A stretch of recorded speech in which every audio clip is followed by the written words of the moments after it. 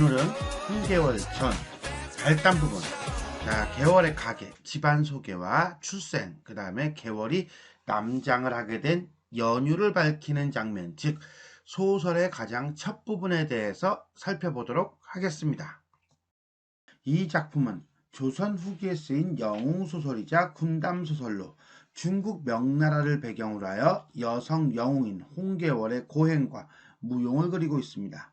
이 작품의 특징은 홍계월의 능력이나 사회적 신분이 남성보다 절대적 우위에 있다고 그려진다는 점입니다. 남편이 아내의 지배하에 군법을 위반하였다고 엄벌을 받는 내용이나 계월이 여성임을 알면서도 벼슬을 그만두게 하지 않고 있다는 점입니다.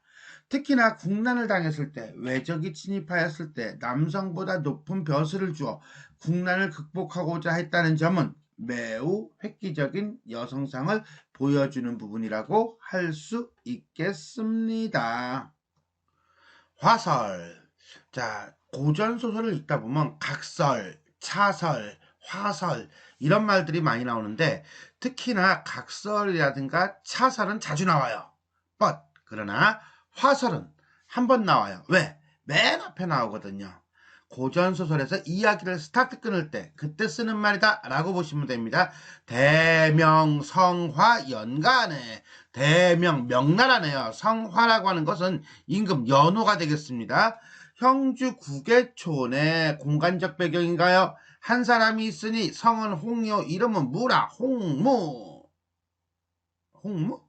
앞에다 땅이라고 쓰면 홍당무. 어쨌거나 간에 시대적 배경과 공간적 배경, 그 다음에 인물을 소개하고 있습니다.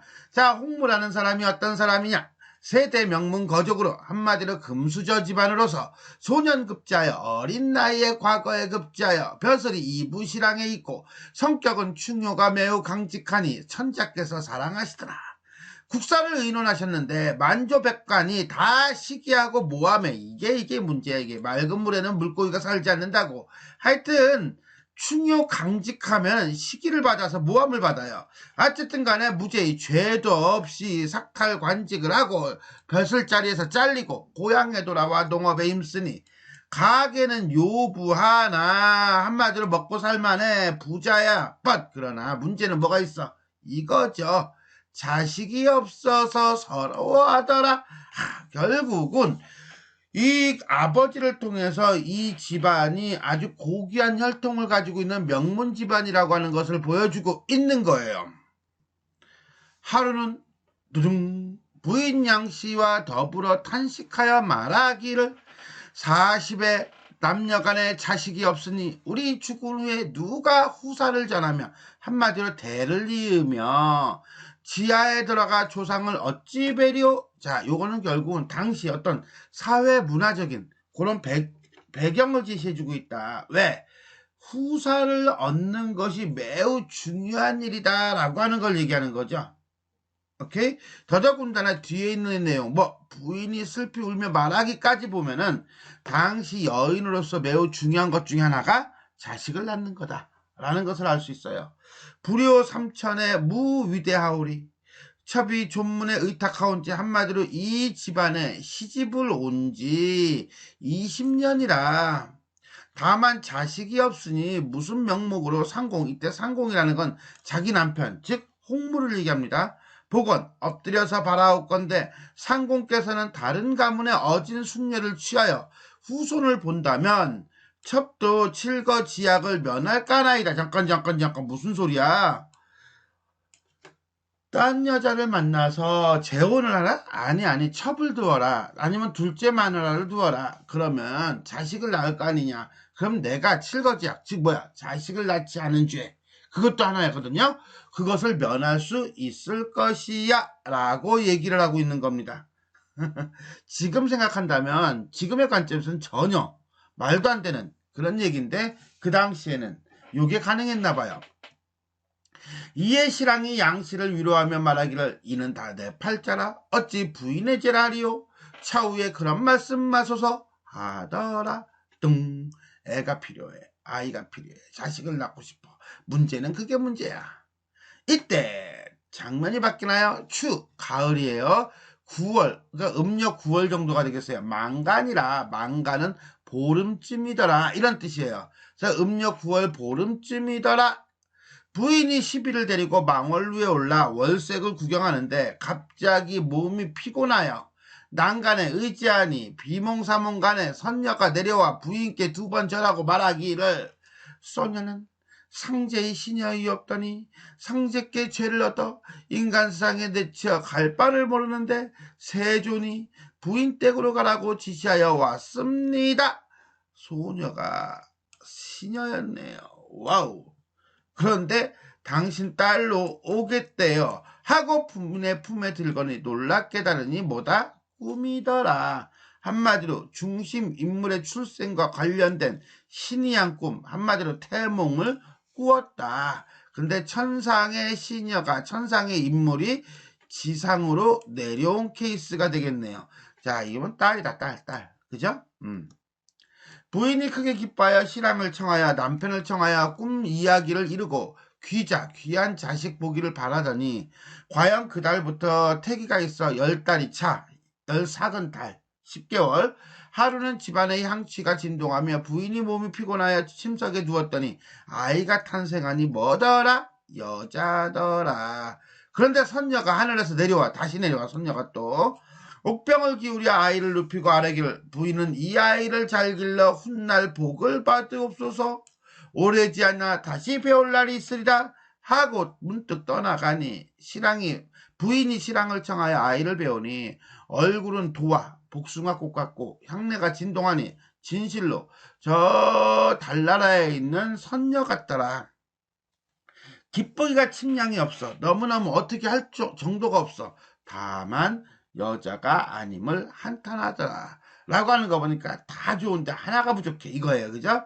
당시 남아 중심사상 내지는 남아 선호사상이 담겨 있음을 알 수가 있겠네요.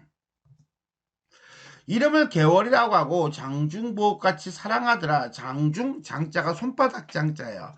손 안에 있는 보배처럼 사랑하더라. 개월이 점점 자라니 얼굴이 화려하고 또한 영민해. 머리가 뛰어나. 신랑이 개월이 행여 미인 박명이라고 그랬잖아. 그러니까 단수할까 하여 명이 짧으면 어떡하지 걱정하여 강호 땅에 있는 곽도사라는 사람을 청하여 개월의 상을 보이니 관상이죠. 도사가 이렇게 바라보다가 말하기를, 이 아이의 상을 보니 5세의 부모와 이별하고, 이건 또 무슨 생뚱맞은 소리. 18세의 부모를 다시 만난대. 그러면 8년간 떨어져 있다는 얘기죠. 그런데 문제는 공우장록의 이름을 올린대. 이 말은 뭐냐면 벼슬을 한다는 거예요. 그것도 영의정, 좌의정, 우의정 같은 거. 그 다음에 명망이 이름이 천하에 가득하대. 와우. 이거는 가장 길할 상의로다 라고 얘기해요. 자, 그런데 말이죠. 문제가 있네. 공우장록하고 명망이 천하에 가득한 거는 길하긴 길하지. 문제는 여자아이잖아. 그죠? 여자가 벼슬을 한다고? 그러면 좋겠지만 그렇진 않잖아요. 여자가 이름이 널리 알린다고? 여자가 이름이 널리 알릴 게 뭐가 있어? 기생? 없잖아. 그러니까 정상적이지가 않다는 거예요. 더더군다나 여자아이인데 5세 부모와 이별하고 18세 부모를 다시 만난대. 그러면 8년.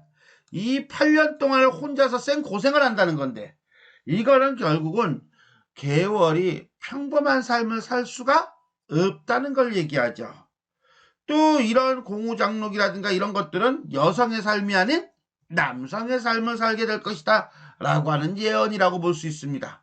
이러면 아버지인 무의 입장에서, 홍무의 입장에서 본다면 대비를 해야겠죠. 뭔가 준비를 해야겠죠. 그죠? 그래서 이 딸아이가 힘들지 않게 살 수 있는 방안을 만들어야 할 거예요. 돈이라도 잔뜩 번다든가 어쨌거나. 신랑이 그 말을 듣고 놀라 말하기를, 명백히 가르치소. 뭐야? 이해를 못하고 있는 거야. 왜 이해를 못해? 여자아이가 무슨 공우장록이야? 뭐? 여자아이가 어떻게 5세 부모와 이별을 해? 이거예요. 그러니까 곽도사의 말을 이해를 못하고 있고 의문만 생기니까 좀 더 자세히 디테일하게 설명해달라 라고 했더니, 그 밖에 나는 아는 일은 없고 천기를 누설하지 못하니 대강 이야기하나이다 하고 가더라. 헐, 뭐 방법이라도 알려줘야지. 신랑이 도사의 말을 듣고 돌이켜 아니 부인만 갖지 못하여 부인과 함께 이 말을 이루고 염려가 무궁하여 개월에게 남복을 입혀 초당에 두고 그를 가르치니 일남첨기더라. 걱정이 너무 많아. 우리 딸 어떻게 살려야 할 것, 살아갈 것인가 고민이 너무 많아. 그래서 뭐 했어? 남복을 입힌 거야. 결국은 개월에게 남복을 하게끔 하는 이유는 앞날에 대한, 장래에 대한 걱정 때문이죠. 그래서 했더니 일남첨기래. 와, 이거 기가 막힌 거지요. 자, 한번 보면 잊지 않는다는 뜻으로 한마디로 기억력이 짱짱짱짱짱 베리고 좋다는 얘기예요. 나도 이랬으면 여러분들도죠. 하여튼 간에 신랑이 탄식하며 말하기를 네가 만일 남자였다면 우리 문호를 더욱 빛냈을 것을 애달프도다 라고 하더라. 자, 요 대목에서 우리가 살펴야 될 것은 아마 꿈일 거예요. 예언. 이때는 추구할 망간이라 하면서 꿈을 꾸는데 보니까 소년은 상제의 시녀이었더니 상제께 득주하고 내려와 갈 바를 모르더니 지시하고 왔습니다. 품에 들거를 놀라 깨달으니 꿈이더라 라고 얘기해요. 고전소설에서의 꿈은 정말 많이 나옵니다. 꿈. 자, 보통 꿈은 주인공의 탄생을 예시하는 태몽, 그 다음에 주인공이 위기에 처했을 때 알려주고 모면할 방법을 예시해주는 현시몽. 이게 고전소설에는 정말 많이 나와요. 태몽은 전반부에, 그러니까 발단 부분에, 현시몽은 전개나 위기 부분에 많이 나와요.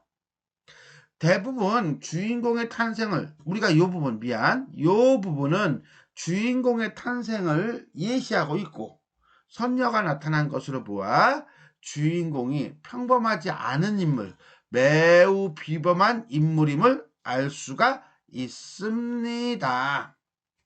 하나 더 보겠습니다. 자, 홍무가 개월을 남장시켜 기르는 이유는 무엇인가? 이런 걸 우리가 남장 모티프라고 합니다. 그랬더니 그건 결국 이거죠. 아이의 상을 보니 5세의 부모와 이별하고 18세의 부모를 만나 공우장록을 올릴 것이고 명망이 천하에 가득할 것이니 가장 길하다 라고 얘기해요. 이게 남자아이라면 기가 막히겠지요. 하지만 여자아이잖아. 그러니까는 홍무는 걱정이 태산만산이 될 거예요. 그래서 이 말에 이르고 염려 무궁하여 남복을 입혀서 그를 가르쳐요. 그를 가르친다는 것은 어떤 지혜를 깨닫게 하고 살아갈 수 있는 방법을 만들어주는 거죠. 근데 제주가 일남첨기네. 그러니까 남자였으면 얼마나 좋았을까 이렇게 생각을 하는 거죠. 즉 개월의 아버지 홍무는 개월이 남자로 태어나지 않았음을 한탄합니다. 그리고 후일 개월이 부모와 이별하고 종국에는 마지막에는 공우장록에 이름을 올려 명망이 천하에 가득할 것이라는 곽도사의 예언을 듣고 개월의 운명을 고려하여 남장을 시켜서 기른 것입니다. 왜? 부모와 헤어지는 일이 발생했을 경우 여성의 몸으로서 세상을 살아가기에는 많은 어려움이 있을 거라고 생각했고 큰 인물로 성장하는 데 있어서는 여성이라는 점이 제약이 될 것이다 라고 생각을 했기 때문이겠죠. 이런 점으로 미루어 본다면 당대 사회는 여성이 뛰어난 능력을 지녔더라도 여성이라는 이유만으로 능력을 펼칠 수 없었던 사회였기 때문에 닥칠지 모르는 위기 상황에 대비하여 사회적 활동과 성공을 가능하게 하려는 염려와 배려가 담긴 행동으로 이해할 수 있을 것입니다.